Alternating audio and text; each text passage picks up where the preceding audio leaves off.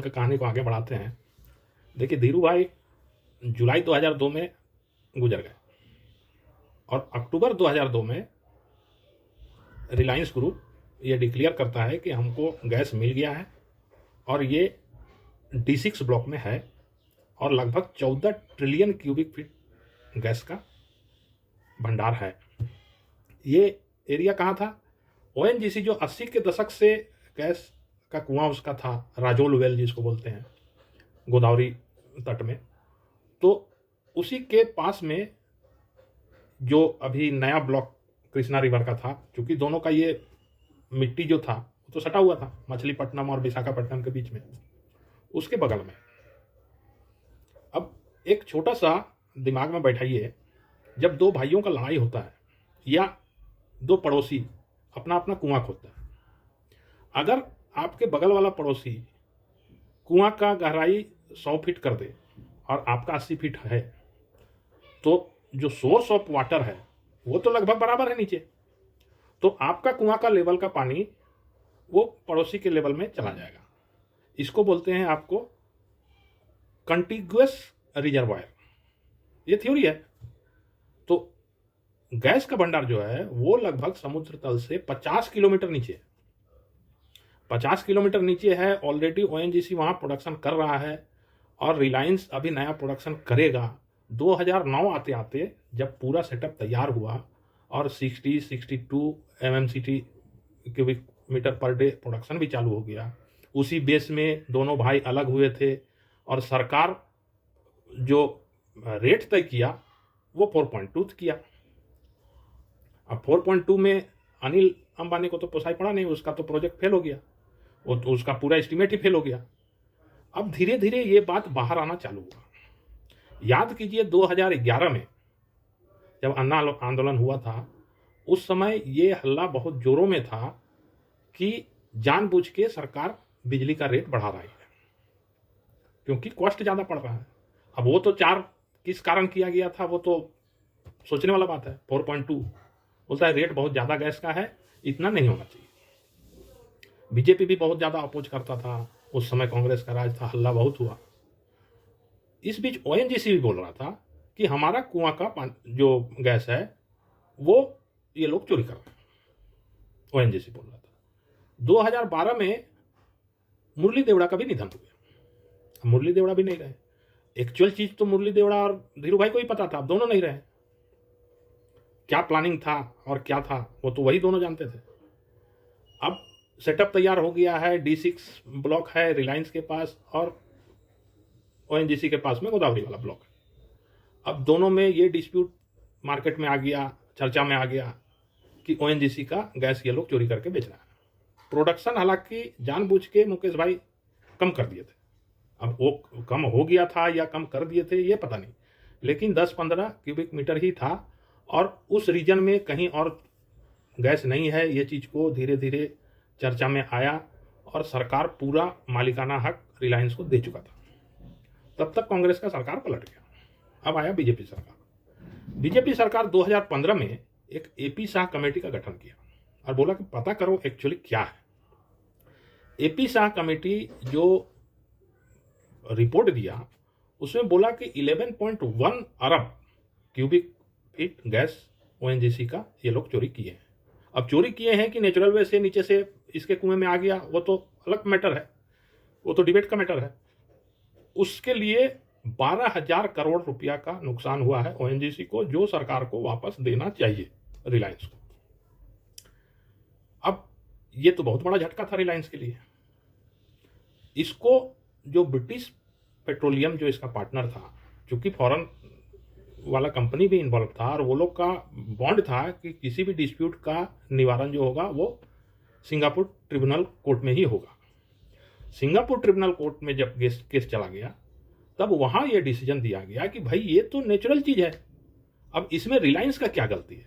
ये तो अपना एरिया में कुआं खोदा है, अब वो 50 किलोमीटर नीचे कहाँ से आ रहा है, क्या सोर्स है, अब इसके लिए रिलायंस तो जिम्मेवार नहीं है, ये तो अपना जगह से खोद निकाल रहा है। तो इसीलिए रिलायंस को ये जो 12,000 करोड़ रुपया का क्लेम है ये देना कोई मजबूरी नहीं है, क्योंकि ये तो अपना कुआं से निकाल रहा है। बात भी सही है।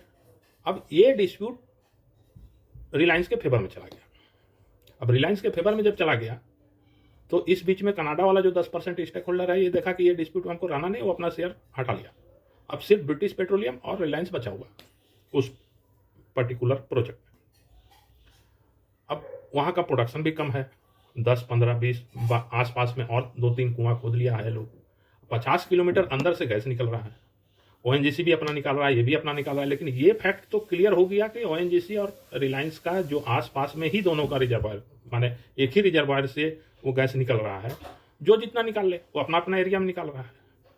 अब ये 2025 में फिर से जिंदा हो गया और दिल्ली हाईकोर्ट, ओएनजीसी बोला भैया हमको विदेश से मतलब नहीं है, हमको अपना कोर्ट से मतलब है, और इस रिपोर्ट में जो ये क्लेम है ये सरकार को वापस देना चाहिए। अब हाईकोर्ट फिर इस केस को जिंदा कर दिया। इस केस को 2025 के बाद चला गया सुप्रीम कोर्ट। आज जो रिलायंस रुका हुआ है 1200-1300 में, मार्केट बढ़ रहा है, सभी लोग बढ़ रहे हैं, लेकिन रिलायंस रुका हुआ है, उसका मेन कारण वो है जो शेयर का प्राइस। अब रिलायंस और ओएनजीसी का ये डिस्प्यूट सुप्रीम कोर्ट में पेंडिंग है। अब डिसीजन किसके फेवर में आएगा मालूम नहीं, लेकिन ये फैक्ट है कि एक डिस्प्यूट, एक सोचने वाला चीज ये है कि जब 2.34 में अनिल अंबानी को गैस देने का करार हुआ था, फैमिली, ठीक है वो फैमिली एमओयू था, वो कोर्ट में मायने नहीं है, ये बात सही है, लेकिन वो जो 2.34 था वो जेन्युइन रेट क्यों नहीं था, वो तो अनिल भाई भी जानते हैं और मुकेश भाई भी जानते हैं। जब मुकेश भाई एग्री हो गए थे कि हम इतना में देंगे, इसका मतलब कि कॉस्टिंग तो उतना ही था या उससे कम था, कुछ तो मुकेश भाई को भी प्रॉफिट होगा। उस चीज को क्यों 4.2 किया गया, वो एक सोचने वाला चीज है, डिबेट का चीज है। जो अरविंद केजरीवाल या बीजेपी आवाज उठा रहा था कि रेट को ज्यादा किया गया, पावर का रेट ज्यादा हो गया इसके कारण, और 2.34 को 4.2 किस आधार में किया गया, ये तो सिर्फ रिलायंस इंडस्ट्रीज को फायदा पहुंचाने के लिए किया गया। तो एक ये डिबेट का चीज है, सोचने वाला चीज है। इसमें क्या झोल जाल है मिनिस्ट्री का और कॉरपोरेट का, ये डिबेट का चीज है कि ये क्यों किया गया, एक्चुअल कॉस्टिंग क्या है। हालांकि 50 किलोमीटर डीप में इतना बड़ा सेटअप, इतना बड़ा रिस्क, गैस है भी कि नहीं है, ये रिस्क भी लेना कम बड़ा बात नहीं है। और उसमें गैस का खोज करना, गैस अब कहाँ 80 mm का प्रोडक्शन का ये था, एस्टीमेट था, अभी हो रहा है 10, 12, 15, 20, तो इसका मतलब कि वो एस्टीमेट ही फेल था, उतना था ही नहीं गैस, और अभी उसका समझ लीजिए 15%, 20% प्रोडक्शन हो रहा है, तो उसमें कैसे पोसाएगा इतना बड़ा सेटअप का। तो ये भी एक डिबेट का चीज है। तो ये सब चीज विचाराधीन है अभी सुप्रीम कोर्ट में। अब सुप्रीम कोर्ट डिसाइड जिस दिन करेगा, या तो ओएनजीसी के फेवर में करेगा, मतलब सरकार के फेवर में करेगा, तो 12,000 करोड़ रुपया देना पड़ेगा आपको रिलायंस को, या फिर ओएनजीसी के अगेंस्ट में डिसीजन जाएगा कि भाई नेचुरल चीज है, वो तो कुआं का लेवल का ऊपर में है, ये अपना कुआं ज्यादा गहरा खोद दिया, आपका मटेरियल इधर आ गया, तो इसमें इसका क्या दोष है। या तो रिलायंस के फेवर में जाएगा या फिर ओएनजीसी के फेवर में। अगर रिलायंस के फेवर में जाएगा तो ओएनजीसी को घाटा है, और अगर ओएनजीसी के फेवर में जाएगा तो रिलायंस को घाटा है। अब ये वाला डिस्प्यूट में अगर शेयर मार्केट के हिसाब से देखा जाए, जो 2026 या 27 कुछ दिन में इसका फैसला आ जाएगा, किसी ना किसी के फेवर में तो आएगा।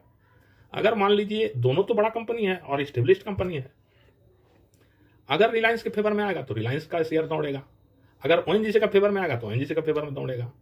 तो मेरे हिसाब से दोनों का अगर शेयर में बराबर बराबर इन्वेस्ट किया जाए, क्योंकि देखिए दोनों अभी डाउन है, अपना जेन्युइन रेट में, तो एक किसी न किसी को तो एक स्पीडली जंप मिलेगा, तो क्यों ना दोनों में दाम लगाया जाए।